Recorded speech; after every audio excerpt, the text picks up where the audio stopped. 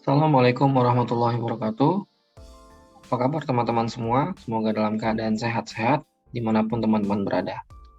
Oke, di minggu kali ini saya akan menjelaskan tentang aplikatif dari statistik deskriptif.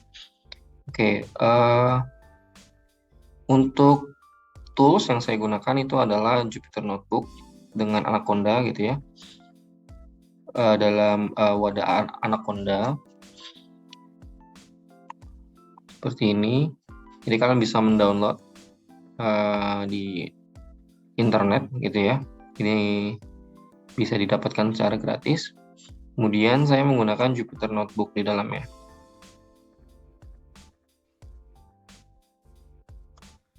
Oke. Nah, di sini. Jadi ini tampilan awal ketika kita memilih Jupyter Notebook. Kemudian kita bisa memilih jika ingin membuat folder, kita membuat folder. Nanti akan muncul untitled folder seperti ini. Nah, kemudian kita klik. Nah, nanti setelah klik foldernya, mungkin kita bisa membuat notebooknya untuk mengolah Python. Kita klik Python 3. Kemudian nanti akan tampilan awal seperti ini. Gitu ya. Nah, disinilah kita bisa mengolah data-data tersebut. Oke, ini bisa kita ganti misalkan latihan. Gitu ya. Oke. Nah, selain ini mungkin sebagai alternatif jika tidak mau menginstall gitu ya, ada namanya Google Collaboration. Oke. Ini kalian tidak perlu menginstall aplikasi, cukup membuka Google Collaboration, kemudian nanti akan muncul. Nah, ini kebetulan saya sudah membuat filenya seperti ini. Ya, jika mau membuat bisa new notebook, atau jika belum membuat apa-apa, tampilannya akan seperti ini. Kemudian kita memilih file new notebook. Nah, secara otomatis dia akan mengenerate file Python ke dalam Google Drive kita. Gitu. Jadi semua perubahan, semua save itu masuk ke Google Drive. Nah, ini bisa dirubah nih namanya. Misalkan nama kita gitu ya, latihan. Nanti nama filenya akan menjadi latihan.ipynb gitu ya, ke dalam Google Drive. Seperti itu. Nah, ini tinggal kita ketik saja apa kodenya, kemudian nanti tinggal di run cell atau control enter. Nah, tapi untuk saya mau tetap menggunakan Jupyter Notebook karena secara proses running lebih cepat gitu ya daripada Google Collaboration. Tapi tergantung jaringan gitu ya. Kalau jaringannya stabil, Google Collaboration bisa menjadi opsi. Gitu, kalian nggak perlu mendownload dan menginstall. Seperti itu. Oke.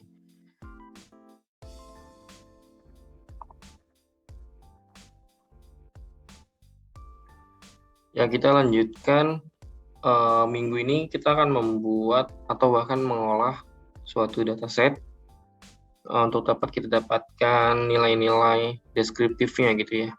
Serta juga kita akan membuat visualisasi dasar dari data tersebut. Oke, pertama kita import modul dulu. Import pandas SPD.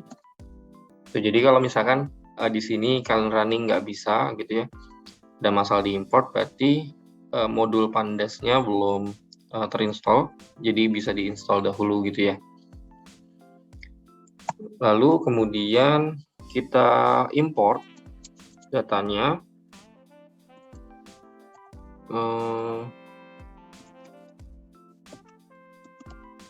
pd.read.csv, kemudian nama filenya. Nah, nama file ini kalian harus sama dengan nama file aslinya, file CSV-nya. Kemudian juga harus satu folder agar terbaca oleh Python ini gitu ya.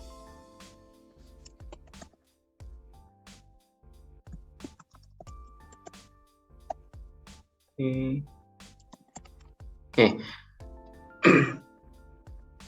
Lalu setelah itu kita coba tampilkan dari data yang kita import tadi. Oke, mungkin ada nih sebentar sini. Oke, nah ini dia.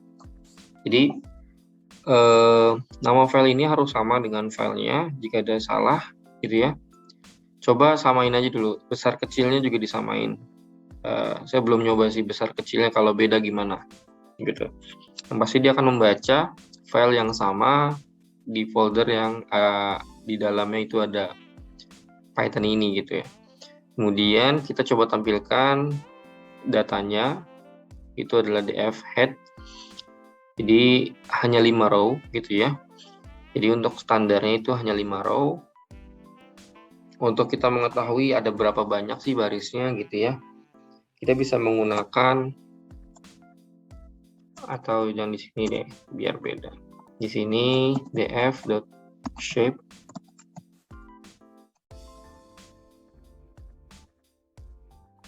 Oke, coba nggak pakai ini.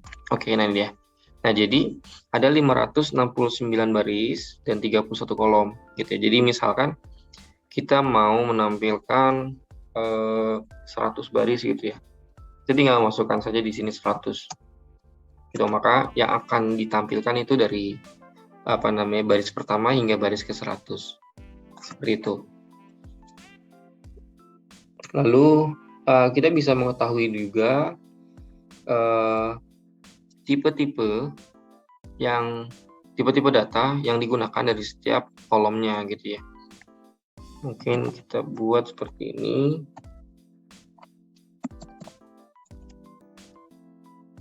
Oke, df di types. Oke. Nah, di sini diketahui bahwa di sini ada float, ada objek gitu ya. Coba error. Oke, ya jadi ada integer dan lain-lain gitu ya. Ada banyak. Jadi ini untuk mengetahui tipe data yang digunakan dari setiap kolomnya. Lalu juga kita bisa mengetahui gitu ya dari missing data di setiap kolomnya gitu ya. Misalkan sini info. Oke. Ya, seperti ini.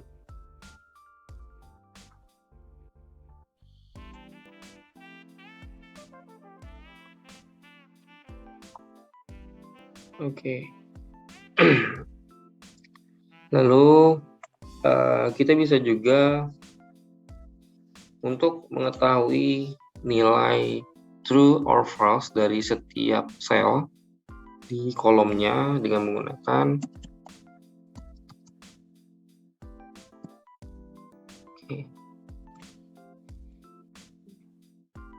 Oke, seperti ini. Dan juga kita bisa mengetahui jumlahnya dengan menambahkan aplikasi sum seperti ini gitu ya.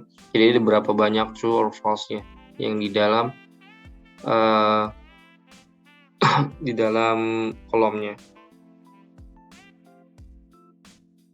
Oke.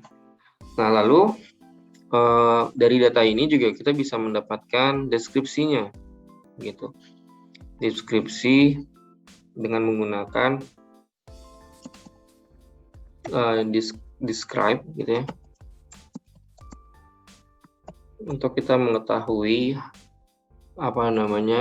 nilai deskripsi dari data kita. Seperti itu.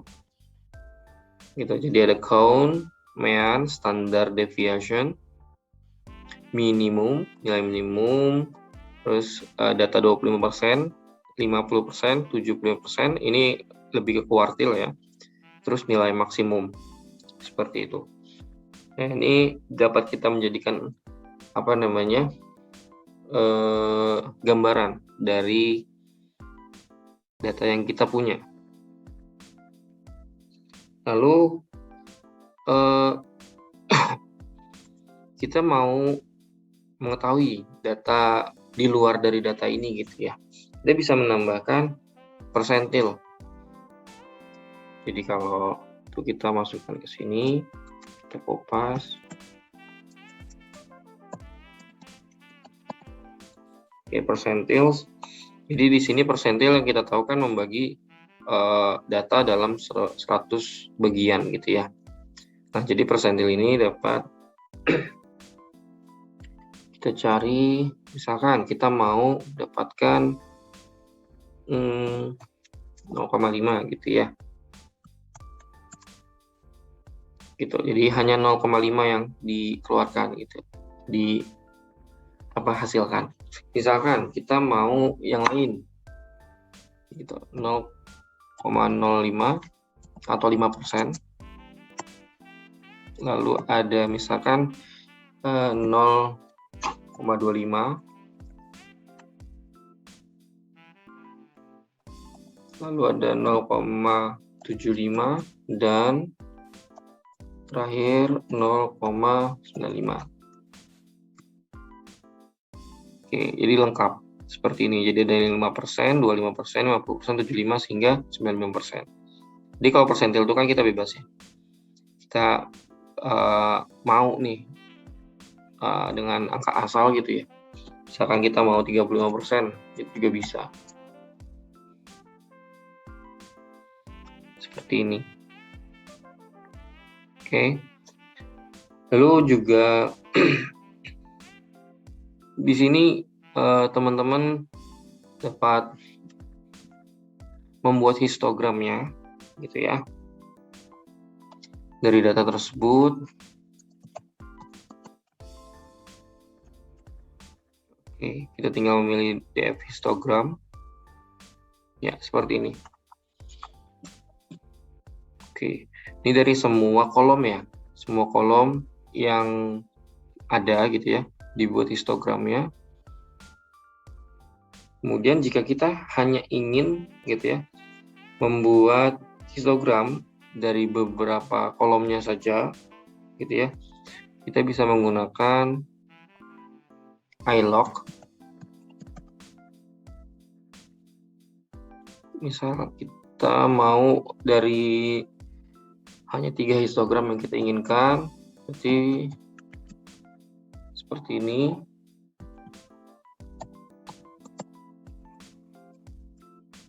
Oke, jadi hanya tiga data awal gitu ya, yaitu main radius, main tekstur, dan main parameter yang terbaca seperti itu.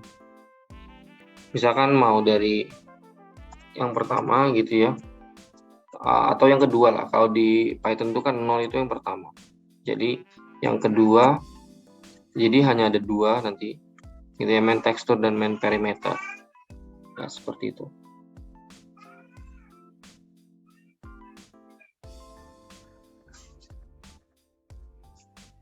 Oke, nah atau juga bisa kita menggunakan modul matplotlib. Tapi kita masukkan dahulu di sini.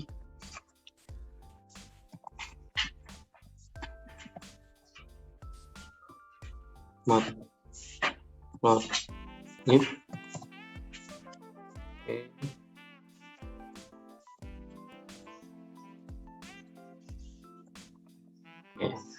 Nah, setelah kita import, kita bandingkan. Nah, ini kan ini dengan histogram ya, df histogram.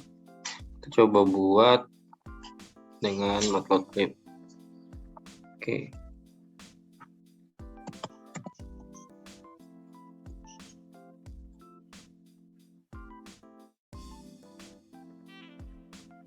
Oke, bentar. Ini ada yang salah. Oh ya, ini dia.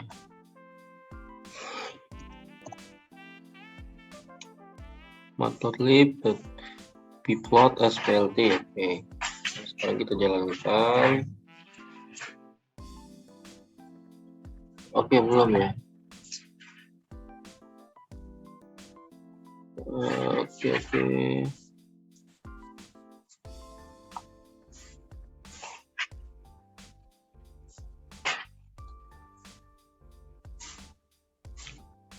Oke, ini agak error nih bagian sini.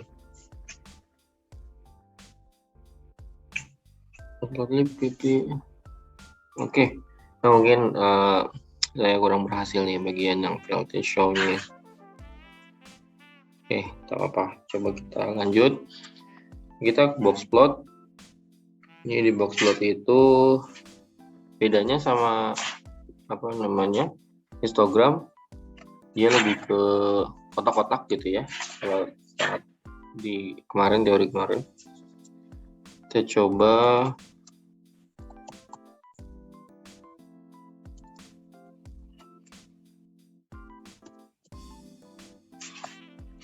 oke, ini kan kolomnya. Nah, ini kolom yang ada, kemudian kita mau buat apa namanya box plotnya dari ini.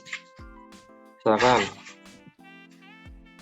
PF, kita ingin membuat box plot dari mean radius. Oke. Box plot. Oke, nah ini dia. Nah, jadi di box plot ini dapat dijelaskan bahwa ini kan nilai minimumnya ya. Ini nilai maksimumnya. Nah, ini outlier nih. Jadi ketahui ada 2 outlier yang ada gitu ya. Kemudian ini adalah kuartil 25. Ini median atau kuartil 50, ini kuartil 75. Seperti itu. Nah, selain itu ini juga bisa dibuat lebih dari satu apa box plot, mean tekstur, misalkan 03 ya, mean perimeter block length.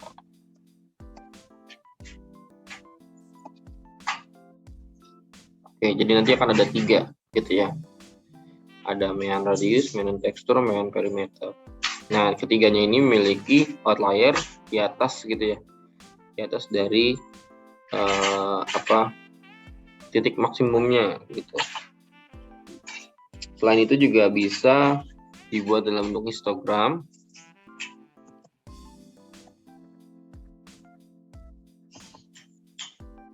Atau gini, ini kita copy.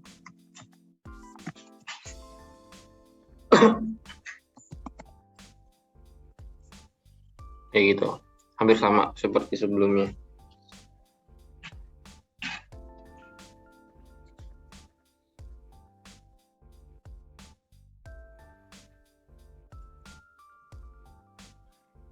Yes. Gitu. Oke ya.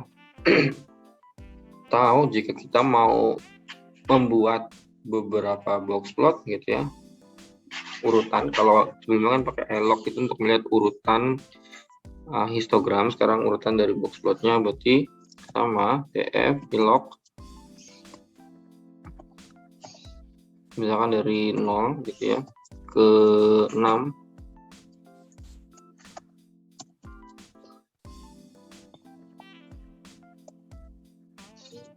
Oke.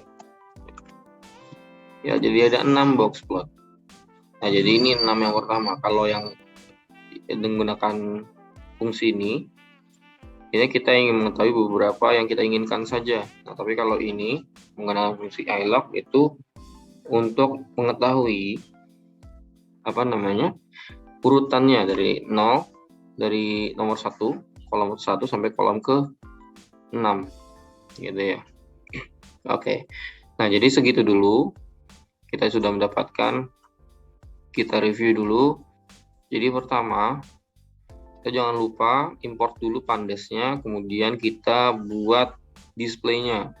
Nah, display dari tabelnya, kemudian kita tentukan, kita dapat mengetahui tipe dari datanya dengan df di tabs. Kemudian juga kita bisa mengetahui errornya, lalu kita bisa mengetahui nilai deskriptifnya dari suatu data, ya, ini yang umum. Atau juga kita bisa mengcustom persentilnya, tergantung apa yang kita inginkan. Lalu kita dapat membuat histogram. Nah, ini saya error gitu ya, nanti coba saya belajar lagi. Lalu jika kita yang menginginkan histogram berurutan gitu ya. Kalau ini kan berurutan berarti dari 1 sampai ke 3 gitu ya. Oke, nah ini kenapa 0 nih? Ini cuma 2 gitu ya. Coba ini kalau ini 2 cuma 1. Oke.